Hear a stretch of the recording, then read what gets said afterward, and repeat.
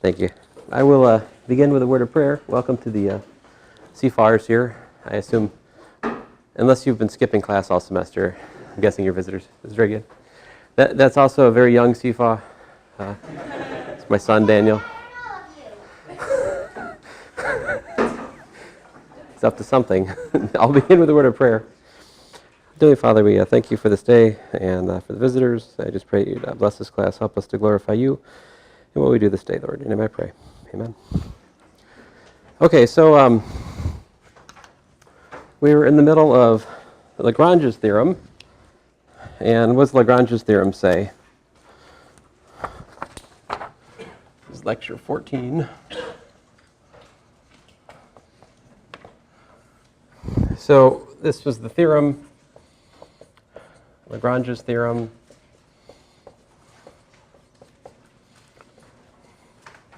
It says if H is any subgroup of G, then 1, the order of H divides the order of G, and 2, if we take the order of G and we divide by the order of H, we get the index. What's the index?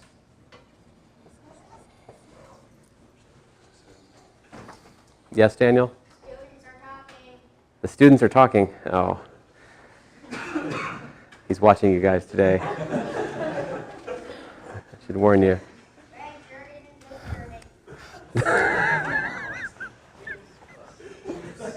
Yeah. It offends him greatly if you talk during class and not about class. All right, so oh man, these markers are worthless. There's a very important condition on G that I have not stated there on the board. What is it? Yeah, finite. This is for finite groups. So it says that the order of any subgroup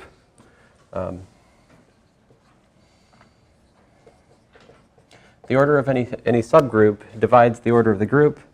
And remember, this is the number of H cosets in G, right? So this was what we had. And we proved a couple corollaries to this, right? Let's see here, before I get into the corollaries, actually, how about this? So this is, we've seen a lot of evidence of this, right? We've looked at a lot of groups, and for every divisor of the order of the group, we found a subgroup. I mean, in fact, for cyclic groups, we're guaranteed that there's a unique subgroup of each order, right? If you have a subgroup of a cyclic group of order 6, then there's a unique subgroup of order 2. There's a unique subgroup of order 3, right? So does this work the other way around? Is it necessarily the case that if you have a divisor, if you have a group of order 12, does there have to be a subgroup of order 6? And the answer is no. If you look at, so the counterexample to the reverse direction of this theorem, the converse of the theorem, the counterexample is given by the alternating group, A4. This has order 12, but there does not exist a subgroup H of A4 with the order of H equal to 6. All right. I'm not going to work that out. It wouldn't be especially exciting, but there's a counterexample to the other direction of Lagrange's theorem. We have corollaries. Corollary 1. What did it say? It said that, and this is for G finite, right? And if G is an element of G, then the order of G divides the order of G. Of course, I think this is more fun if we change the little g to an x so you can kind of see better what's going on. It's okay, Daniel. I see phones. You see phones. Oh. I'm starting to understand. Maybe he had some secret motive for coming today. Now I know what it is. Did Mom put you up to this? What? Did Mom put you up to this? No. Ah. Maybe you have a future in law enforcement. I don't know. Let's see here.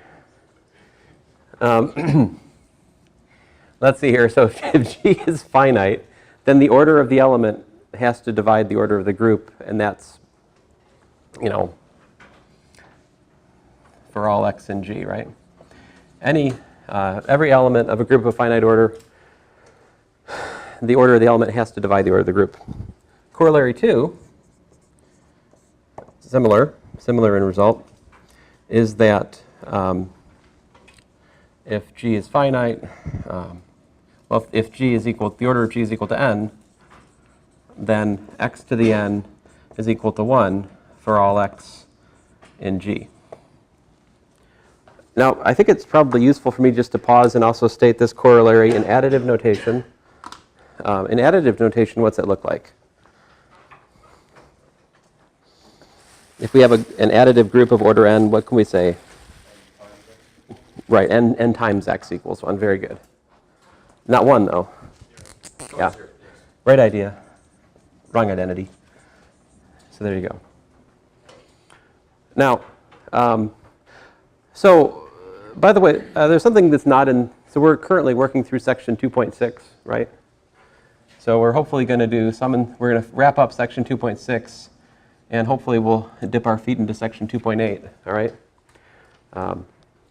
So this is not in either one of those sections, but it's an interesting idea. For a group, we can define something called the group exponent. Definition. If G is a group, then the group exponent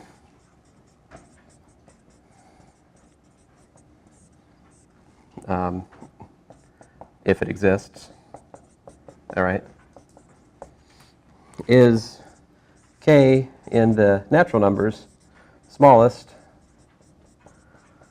Just to be clear, a k not equal to 0. That's gotten me into trouble in the past lectures. We know that. I see you coming, Sam and King. You will not have me today on this one. It's the smallest k such that, x to the k equals to 1 for all x in G. So, what corollary 2 says is that the group exponent for a finite group is at most the order of the group, right?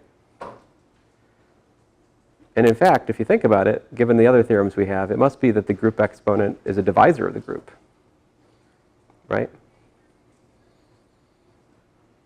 If x to the k is equal to 1, then the, well,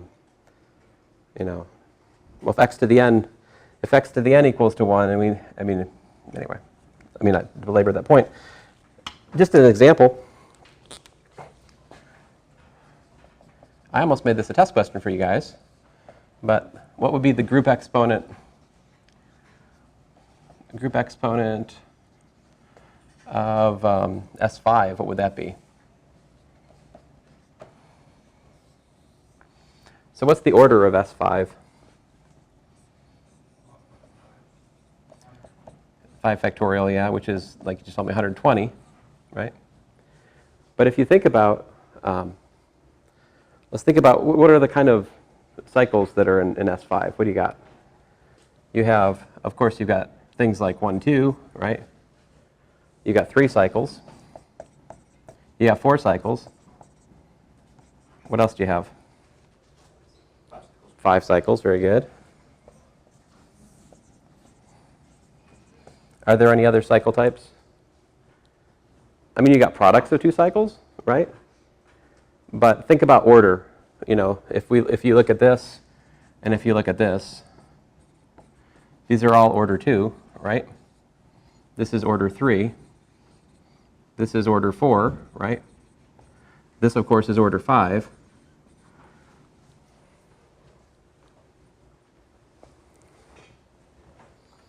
Can we do more? Order 6, which would be what? A 3 and a 2. So like 1, 2, 3, 4, 5. Yeah, this has order 6, right? Well, how do you know that? Right. Is there anything, can we have an element of any higher order than that? I mean, that's it, right? These are the possible, of course there's the identity, right? So what power can you use kill all of these at once. And what's the smallest such power? Get the LCM of all the orders. LCM of all the orders, exactly. So you just take the least common multiple of all the order of the elements of the group, which in this case is 2, 3, 4, 5, and 6, and you get what? 60? Very good. Yes, in fact, this is the group exponent for S5. Anything in S5 to the 60th power gives you back the identity permutation. And of course, it's also the case that anything to the 120th power is the identity permutation as well, right? Because it's the square of the group exponent in this case. So this doesn't have to be the smallest n where this happens, but it has to happen by the order of the group. You have to get everything powering to 1. Corollary 3 was really neat. I will state it briefly. What did corollary 3 say? It says if P is prime and G is a group of order P, then G is cyclic. Right? And it also said that the only subgroups of a group of prime order are what? Itself and 1. Very good. Okay. Now we have finally gotten to genuinely undiscovered. Well, I mean, I didn't talk about the group exponent last time, of course, but now we're forging ahead. Corollary 4. So it's corollary 4. It says let H and K be finite subgroups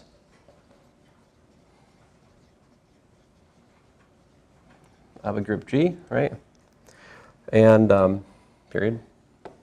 If the order of H and the order of K are relatively prime,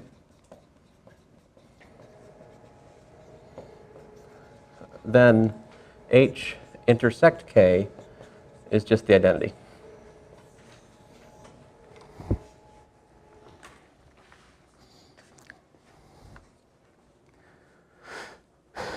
So the proof of this is it's a lot of fun. So we know that the intersection of two subgroups is a subgroup, right? So let's see here. Proof. Since H and K are subgroups of G, we have H intersect K is a subgroup of G because the intersection of subgroups is a subgroup. Did I prove that yet? It's theorem in the book. I guess I didn't prove that yet. I probably should put that on your final, right? Let's see here. I mean, you should say we should be so lucky. Let's see here. H. Now notice that H is itself a subgroup of H intersect K, right? As its own as a group in its. I'm sorry. That seems backwards. How about the H intersect K is a subgroup of H? That would make a lot more sense. And H intersect K is also a subgroup of K, right? So by Lagrange's theorem, which says what?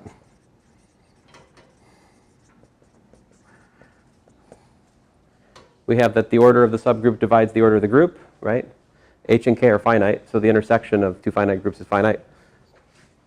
Anyway, the point is the intersection, the order of the intersection divides H, and the order of the intersection of H and K divides the order of K. So what's that say? H and K are relatively prime order, right? So what's the only common divisor of two numbers which are relatively prime? 1, right? So this implies that the order of H intersect K is equal to 1, which then implies that H intersect K has just the identity in it, which is what we set out to prove.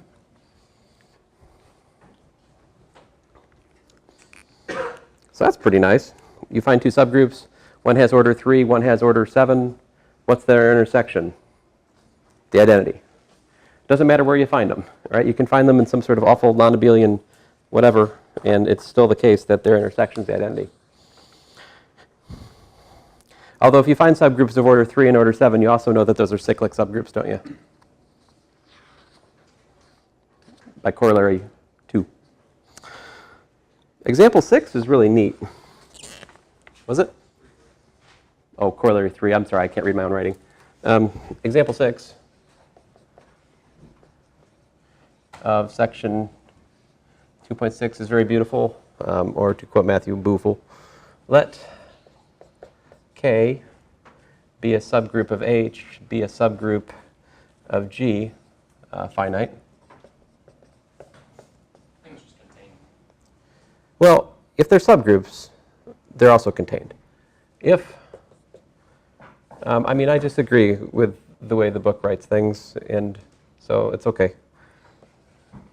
The index, if the index of G of K and G is prime, but thank you, Alan. If this is prime, then either H equals to K or H equals to G. I mean, this example is really a theorem. Students in the back row are talking. They're talking, but I only hear you at the moment. I see them talking I see them talking. All right, I will deal with them later. and making hand signs. Making hand signs? Are they ninjas? Oh, okay. Thank you, Daniel. I'm learning a lot today. Let's see here. So the here, let's just gather. What we do is just use Lagrange's theorem. And there's something more important than just the example here, which is a formula. So the fact that K is a subgroup of H, and the fact that H is a subgroup of G, and the fact that K is a subgroup of G, these all give us different, apply Lagrange's theorem to each one of these relations, right? So K being a subgroup of H means that, what's this tell us? This says that the order of H divided by the order of K is equal to the index of K and H, right? This one tells me that the order of G divided by the order of H is equal to the index of H and G. Got to be careful, guys. It's read order of the index of H and G, but you notice you write the G first and the H second. Be careful about that. Don't be tricked by the notation. The bigger thing comes first, the smaller thing comes second, but when we read it, we say it's the index of H in G. There's an opportunity for getting confused there, isn't there? So this is G over K is the index of K and G. All right? And so if you look at the index of, let's see, G over K, we can write that as equal to what?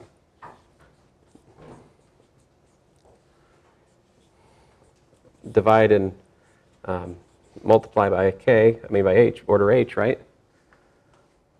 This is multiplication by 1. But what does this tell us? This tells us that the index of K and G is equal to the index of H and G times the index of K and H.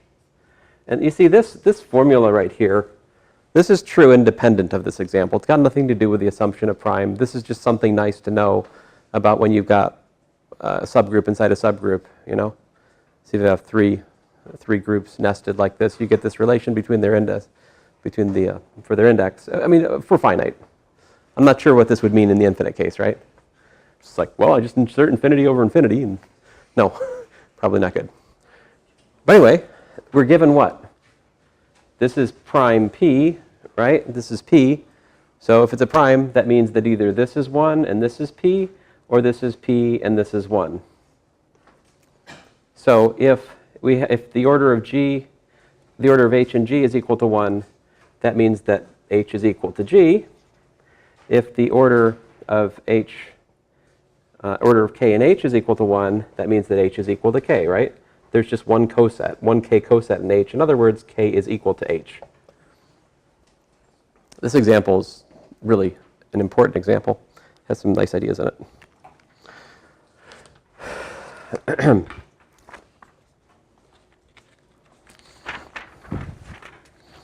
All right. example 7. Oh, yeah.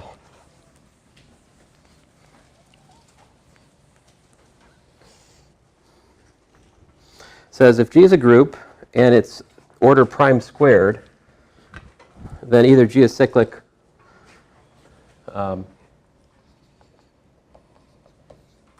so if we have G a group, and if the order of G is a prime squared,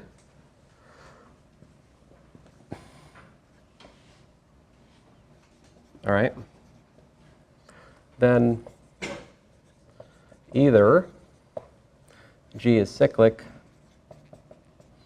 or G to the P is equal to 1 for all G and G. So to prove, basically here's the argument. Assume G not cyclic, right?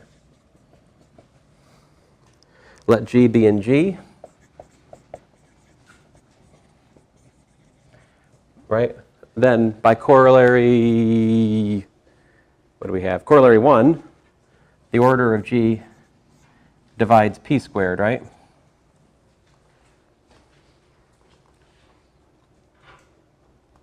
Can the order of G be it can't be P, right? Wait a minute. It can't be P squared, right? If the order of G was P squared, then it would be cyclic, right? Because then that would mean that it generates the whole group. So by assumption,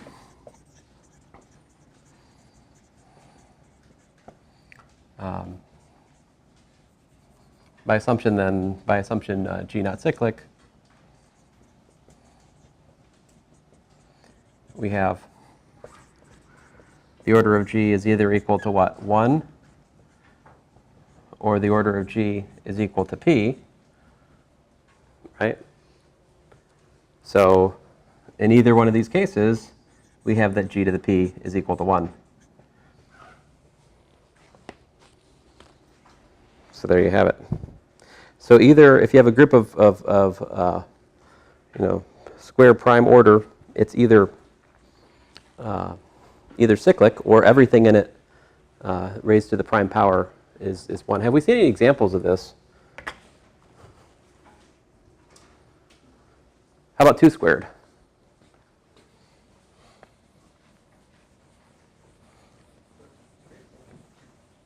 What's that? Yeah, so order 2 squared is groups of order 4. There are 2 of them, right? Cyclic group of order 4 or the Klein 4 group, right? What's the deal with the Klein 4 group? You have the identity and you have 3 elements that square to 1, right? That's an example of this. That. But this also says that a group of order 9 is either cyclic, right? Or it has to be such that everything in it cubed goes to 1, right? And so forth. We can apply this to other powers. So take a break here from the Open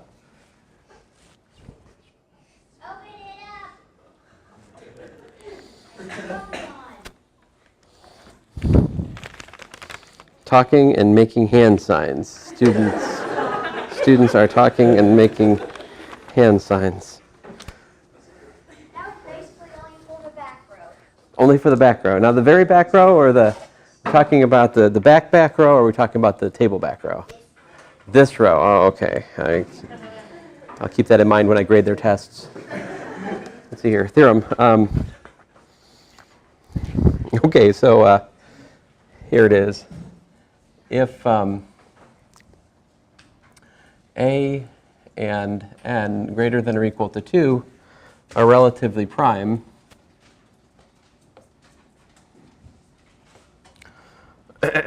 then A to the Euler phi function of n is congruent to 1 mod n.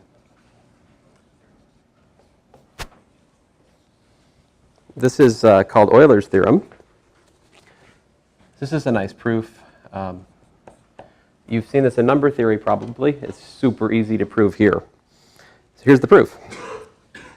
A bar, right, is an element of the group of units mod n, right? It's in Zn star because we're assuming that A is relatively prime to n. All right? And since we defined the Euler phi function of n to be what? It was equal to, basically, I mean, it is essentially the order of Zn star, right? It's the number of relatively prime k to n. So by corollary 2, we have that a bar to the phi of n is equal to 1 bar in Zn star. So what's that mean?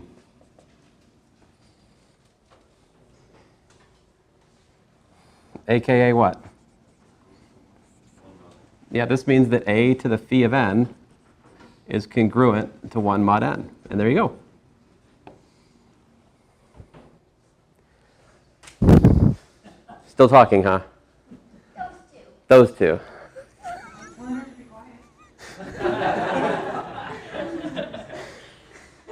I'm going to move on here. So,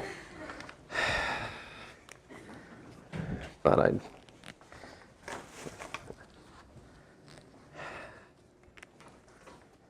Theorem. This is Fermat. That was Euler's theorem. This is Fermat's theorem.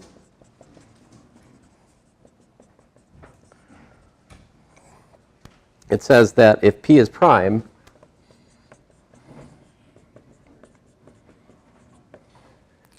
then a to the prime power P is congruent to a mod P. So here's the proof. If a is equal to 0, then we're done. So suppose a is not equal to 0.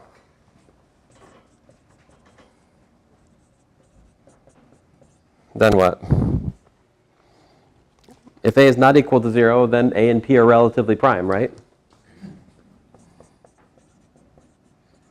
So we can do what?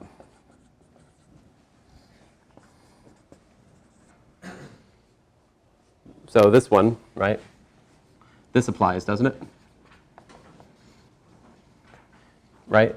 A and p, think p equals n, right? Relatively prime. So apply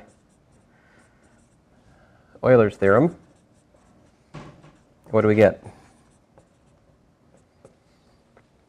We get a to the phi of p, right, is congruent to 1 mod p. But what is the Euler phi function of a prime? It's p minus 1. So this gives us a to the p minus 1 is congruent to 1 mod p, which of course implies that a to the p is congruent to a mod p.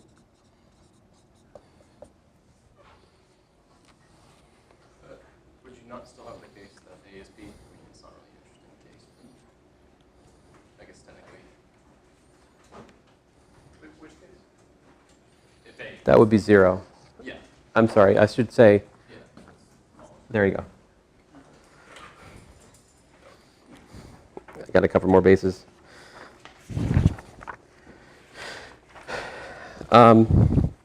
So at this point, Nicholson introduces the dihedral group of order n, and he does so in a rather beautiful way. He explicitly builds it from specific 2x2 complex matrices. And I won't get into all of the gory calculations there. I'm just going to go ahead and put it up here. Tell you how it works. So basically, Nicholson's what's called realization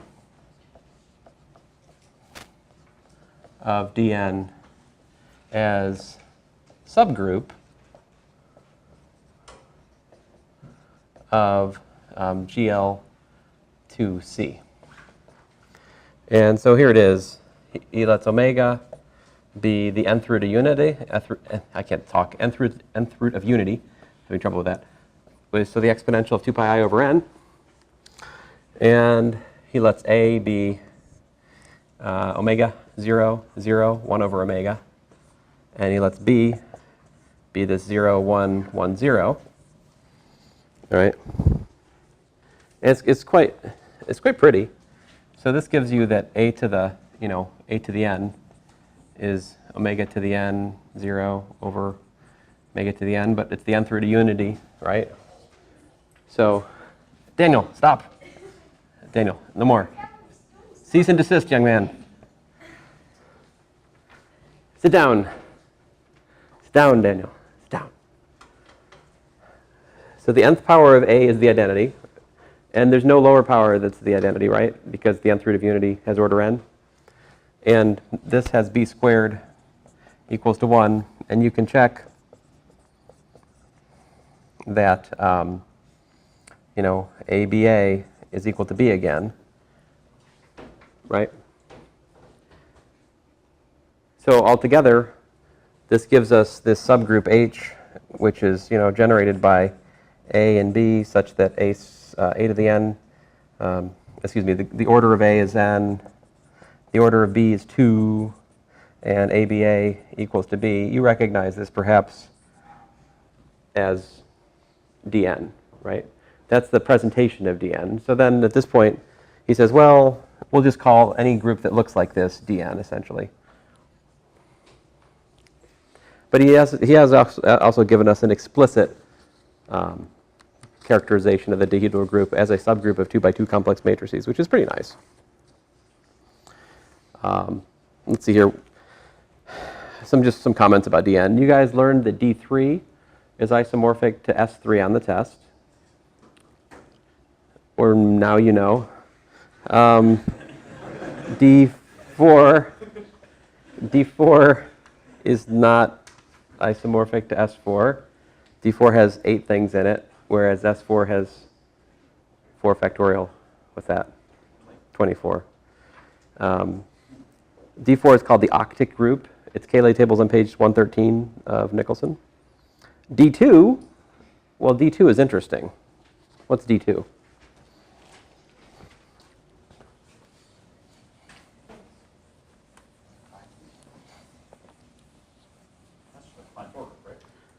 Right. Let's write it down though. D2 is, what is it? It's 1A, BA, BA, right? And it's okay, Daniel. A squared is 1, B squared is 1, and BA squared is equal to 1, right? So yeah, it's the Klein-4 group. And, okay, so this is the theorem that's suggested from this, which is that if G is group of order 2p, all right, where p is prime, then either G is isomorphic to Z 2p, in other words, it's cyclic, order 2p, or G is isomorphic to the dihedral group dp.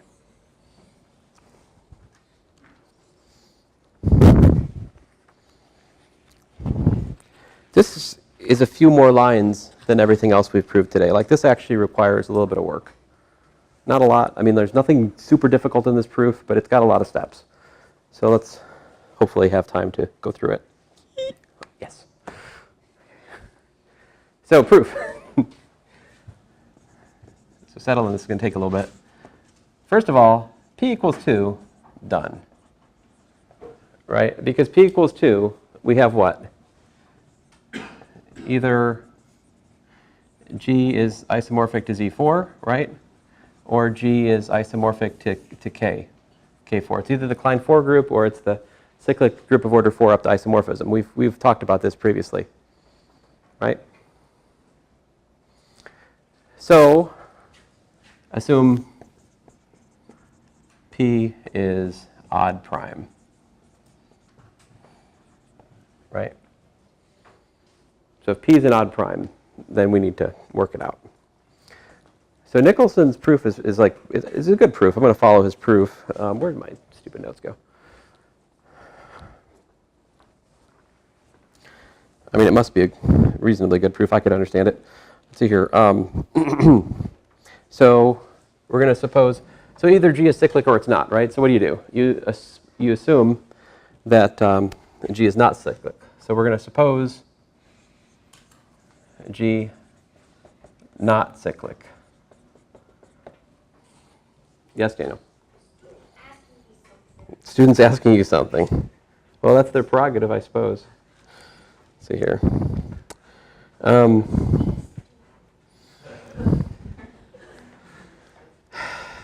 So what are the possible orders of elements given this assumption? The order of G is equal to blank, blank, or blank, since the order of G equals to P squared, no allowed.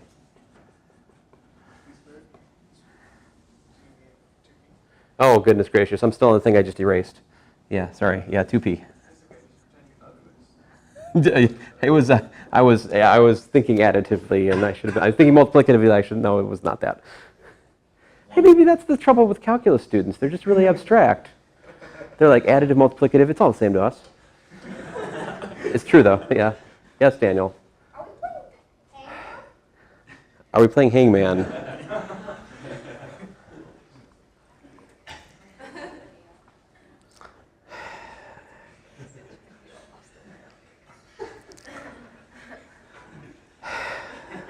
One. What else could it be? Two, right? Or P, right? That's it. Those are the divisors of 2P, where P is an odd prime. If P was an even prime, we'd also have what? 4, right? But that was already taken care of. There's only one even prime, right? Okay, so we're trying to show that G is isomorphic to dP. So claim number 1 then.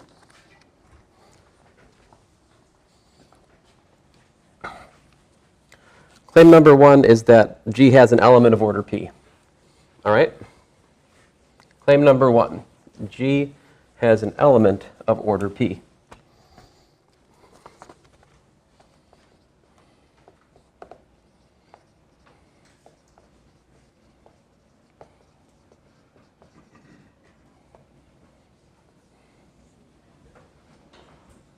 So here's the proof of that claim. Suppose otherwise. Suppose not. Then the order of G is equal to what? Then go. It's fine. Put on your shoes first. Which way is it? You'll find it. Go good, put on your shoes. You wanted to go to the library. Let's see here. So G is, suppose not. If it doesn't have order P, then it has what? 1 or 2, right?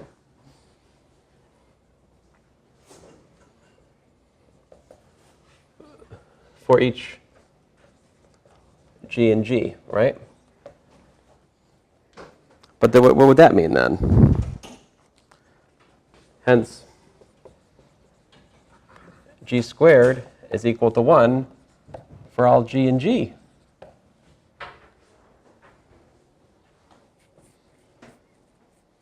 But what would that mean?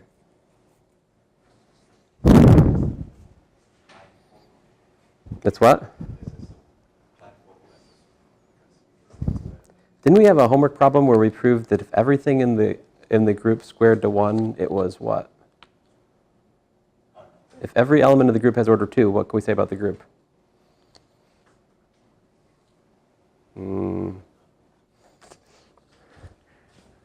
This implies that G is abelian.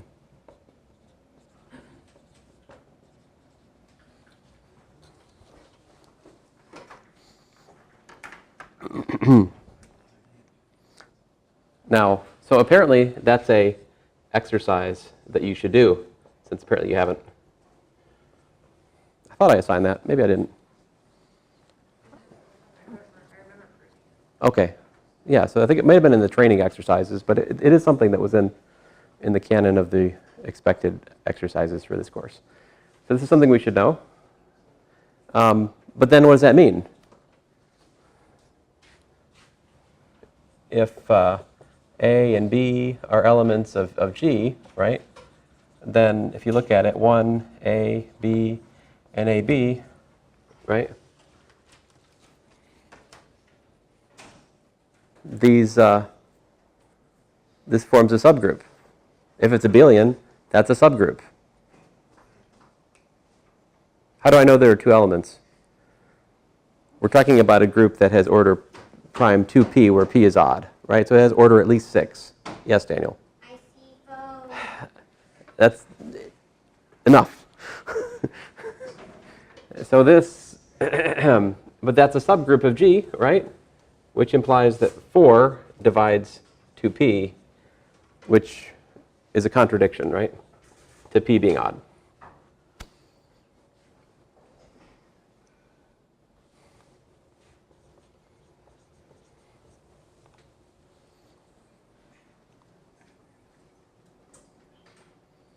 Consequently, G must have an element of order p by contradiction, right?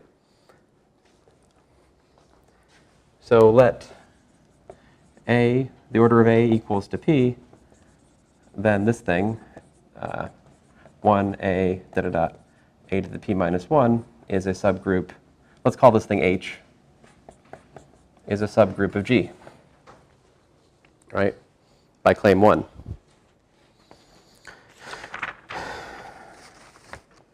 Claim 2,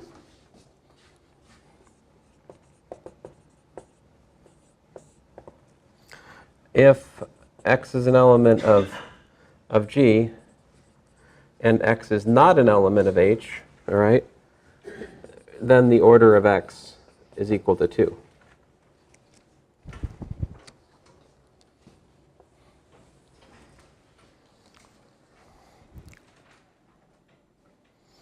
So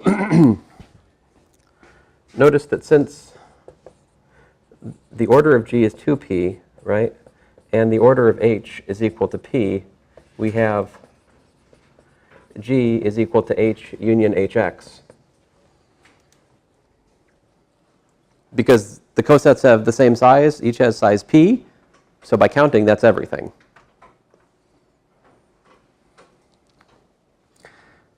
Notice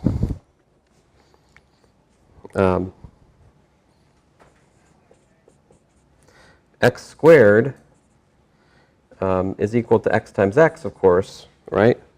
And that is not an element of hx. Do you see why?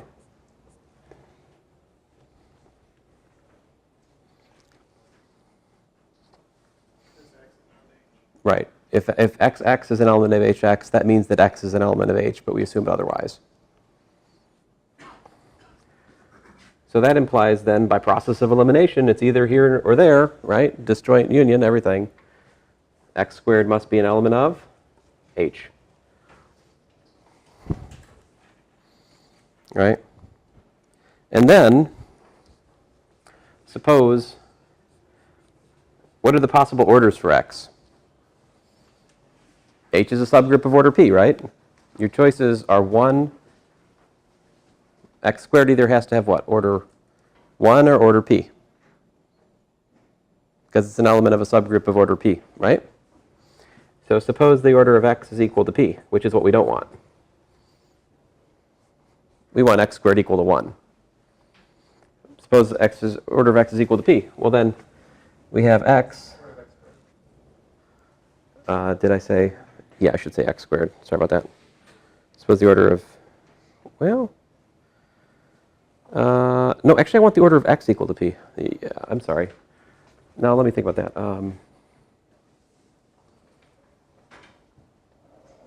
Well, anyway, it goes back to, suppose order x is equal, just hang with me here. So then x is equal to what? X is equal to x to the p times x, right? Which is equal to x to the p plus 1, which is equal to what? X squared to the p plus 1 over 2. Now, p plus 1 over 2 is an integer because p is odd. So odd integer plus 1 is an even integer. Even integer divided by 2 is still an integer, so that makes sense. That's allowed in the laws of exponents. But what did we know? So what does this say?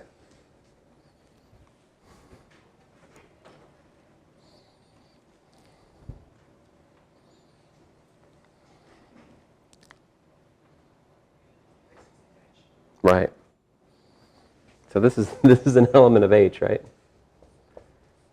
I mean, if x squared is an h, then a power of x squared is also an h. But since x is equal to this power of x squared,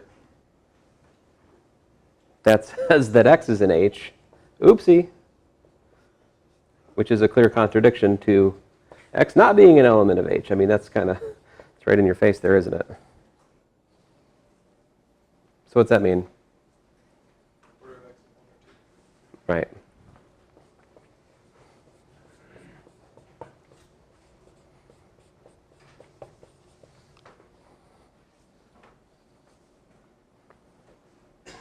But it must be that the order of x is equal to 2 because 1 is an h, right?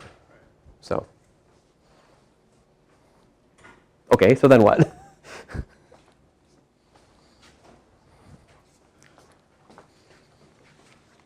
So I'll continue. By claim 2,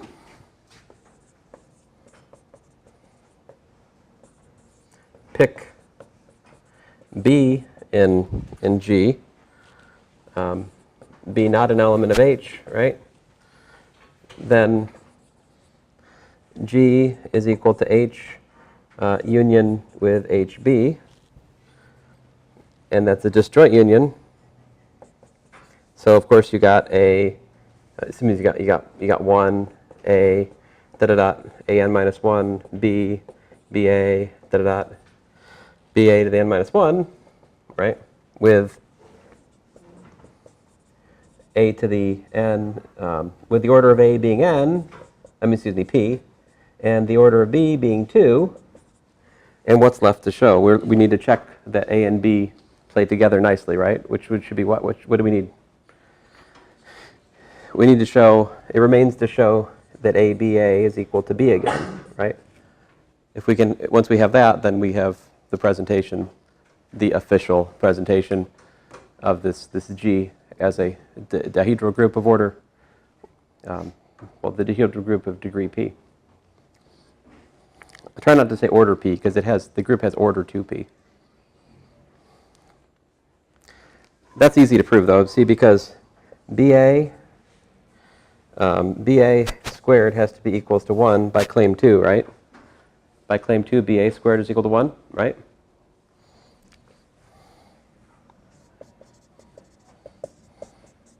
Which says that ba is equal to 1, right? Which says that ba squared aba, or BBABA is equal to B, which of course says that ABA is equal to B, and so there you go.